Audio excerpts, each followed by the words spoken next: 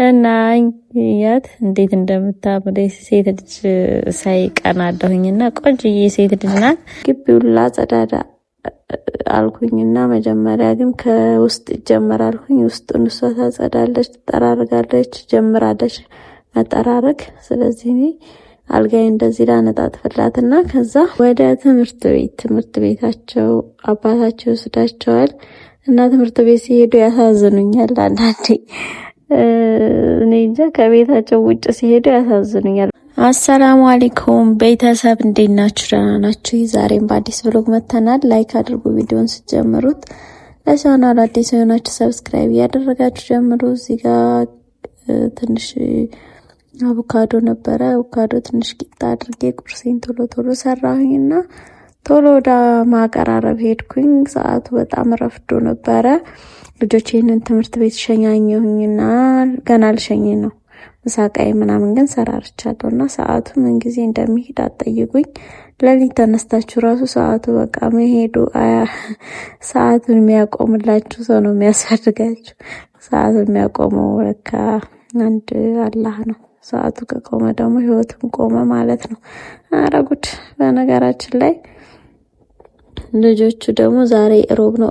ሮብ ዩኒፎርም የለም። እንደዚህ ፏ ብለዋል ልብሳቸውን እንደባብሰው ወደ ትምህርት ቤታቸው አባታቸው ወስዳቸዋል።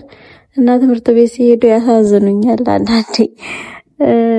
እኔ እንጃ ከቤታቸው ውጭ ሲሄዱ ያሳዝኑኛል። ብቻቸው እንደዚህ ማለት ነው። ግን ያው ለመዱ። አሁንማ ለምደዋል። እኔም ለመድኩኝ፣ እነሱም ለመዱ። ጎበዝ ተማሪ ሆነዋል። ምሳቃቸውን ሳልሰጣቸው ምሳቃችንን ብለው ሮጡ። ምሳቃቸውን ያዙ።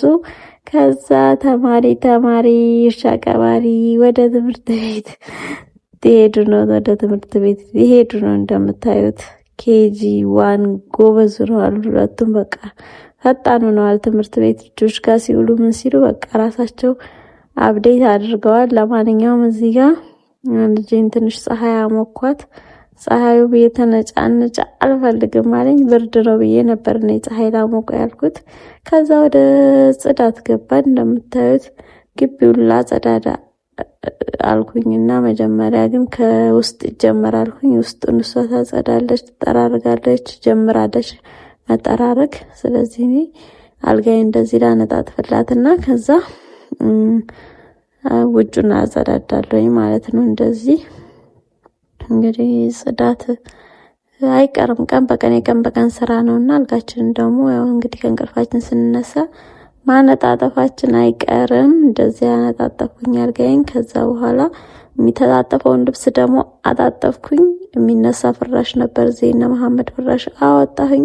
ከዛ ወደ ውጭ ከዛ እንደምታዩት እዚህ ነው ስታዩት ብዙም ያልቆሸሸ ይመስላል፣ ግን መሬቱ በጣም ቆሻሻ አለው። በተለይ እነዚህ አትክልቶቹ ቅጠሎቹ ይረግፋሉና እነሱ ስለሚረጋግፉ ግዴታ በደንብ መጸዳት አለበት ግቢው። ዛሬ አላጥብም፣ ውሃ ተረኛ አይደለንም፣ መጥረግ ብቻ ነው፣ መጠራረግ ነው። ትናንት ታጥበናል። ዛሬ ደግሞ ጠራርገን መወልወል ነው። ሴራሚኩን እንወለውላለን፣ ይሄን ደግሞ እንጠርጋለን። እና እንደዚህ ያው እንግዲህ ቅጠሉ እየተላከከ በቃ አልሄድ እያለን እያስቸገረ ነው። ግን እንደዚህ በደንብ እንጠራርጋለን። ግቢያችንን በደንብ ፈጠን እያልን ያው ብዙ ስራ ስለሚጠብቀኝ እስኪ ቶሎ ጠራርግ። ዛሬ እንግዲህ ውጭ ነው የኔ ፈንታ። በፊት እስከ ዛሬ አንዳንዴ ውስጥ ላይ ይገባለኝ፣ እሷ ውጭ ምናምን ታጸዳዳለች። በነገራችን ላይ የቤት ስራ እኮ በጣም ብዙ ነው። የቤት ስራ ከባድ ነው። የምትሰሩት ስራ ብዙ ነው የቤት ስራ ስትሰሩ። እና ግማሻችን ቤት እናጸዳለን፣ ግማሻችን እሷ ዕቃ ስታጣጥብ ቁርስ የተበላበት ምናምን ስትል እኔ ደግሞ ያግዛታለሁኝ። ያው ተጋግዘን፣ በተለይ ባባ ከተኛ እኔ በደንብ አግዛታለሁኝ፣ ካልተኛ ደግሞ ያው እሷ ትጨራርሳለች ማለት ነው። እና እዚህ ጋር ባባ ተኝቶ ነበረ። እሷ ቤቱን ስታጸዳዳ እኔ ውጩን አጸዳዳሁላት፣ እንደዚህ ጠራረኩላት። ከዛ በኋላ እንደዚህ ጠራርጌ ዛሬ መጥረቅ ቀን ነው እና ውሃ ስለማናጥብ ፊት ለፊቷ ላይ ብቻ እንደዚህ ጠራርገን ልናወጣ ስንል በሩ ጋር ብቻ ነው ውሃ ስለሚደፋፉበት ማታ ምናምን የደፋፉ ስላለ እሱን ይዞልኝ እንዲሄድ ውሃ ትንሽ መደፋበት እንጂ ሌላውን በመጥረጊያ ነው እንደዚህ ማወጣውና መጥረጊያ ደክማል። ማጠብ ነው ደስ የሚለው። መጥረግ በቃ እጃችሁ ነው የሚዝለው። መጥረግ ብዙ አድካሚ ነው ስራው። እና ግን ቢሆንም ግዴታ ነው መጸዳት አለበት ብለን አጸዳዳን። በዚህ በፊት ለፊት ያለውን ጠራረኩና ደግሞ በጀርባ በኩል ሄድኩኝ። በጀርባውን በኩል አልተጠራረገም። እዚህ ጋር ሲታይ ንጹህ ይመስላል፣ ግን እኔ የማየው ነገር ደግሞ ቆሻሻ ነው። ካሜራ ላይ ሳየው ደግሞ ንጹህ ይመስላል። አይገርምም? ግን ብዙ ቆሻሻ ነው ያለው። በተለይ በዚህ በኩል ዛፉ ምናምን በጣም ስለሚረጋግፍ ብዙ ቆሻሻ አለውና እዚህ ጋር ደግሞ ኩሽናችን ናት፣ እንጀራ መጋገሪያችን ስለሆነች እንትን ወደ ውጭ ላይ ቆሻሻው እንጀራ ጋግራ ስለነበርና እሱን እንደዚህ ያው እያጸዳዳን ከላይ ጀምረን ጥርቅርቅ እናደርጋለን። በዚህም በዛም በኩል ግዴታ መጠራረግ አለበት። ጽዳት ስታጸዱ ያው በአንድ በኩል ብቻ ይጸዳ፣ መቼስ ሁሉም ሲጸዳ ደስ ይላል እና መሆንም ያለበት እንደዛ ነው። በዚህ በኩል ተጸድቶ በዛ በኩል ቆሻሻ ከሆነ ሞቀናችሁ እንደኔ ያው በጠዋት አጸዳርተን እንግዲህ በጠዋት ጽዳታችንን አጸዳርተን በጠዋት ከዛ ምሳችንን መሰራራት። ዛሬ መሄድበትም አለኝ እኔ ውጭ ላይ ወጣለኝ። ትንሽ ማደርገው ነገር አለ። መጀመሪያ ግን ቤቴን ጠራርጌ አጸዳድቼ ቤቱን ስራ ጨራርሰን ነው እንደዛ ማረገው። እዚህ በኩል አቧራው ራሱ ያያችሁት ነው። ቆሻሻ አያችሁ አቧራው ምኑ ግዴታ እንደዚህ መጸዳት አለበት እና ያው እንግዲህ አይቀርም አይደል? የራስ ሲሆንና የሰው ሲሆን ነው እንጂ የሚለያየው። ጽዳት ያው እንግዲህ በየሁሉም ቤት ይለያያል።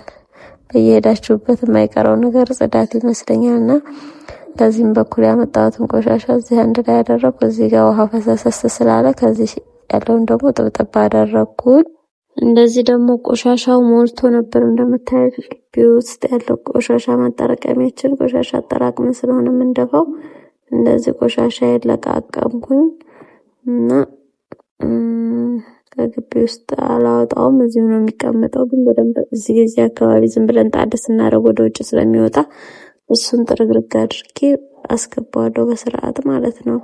እና ቆሻሻ ሲረከረክ ደስ አይልም። እሱን በደንብ ሰትርና እንደምታዩት እንግዲህ ጥርግርግ አደርጋለሁኝ። ከዛ በኋላ ፏ እንላለን ማለት ነው። ይሄንንም የጠረኩትን አፍስና ከዚህ በኋላ ያለውን ደግሞ በደንብ ጥብ አደርገዋለሁኝ በውሃ እናጣጥበዋለን።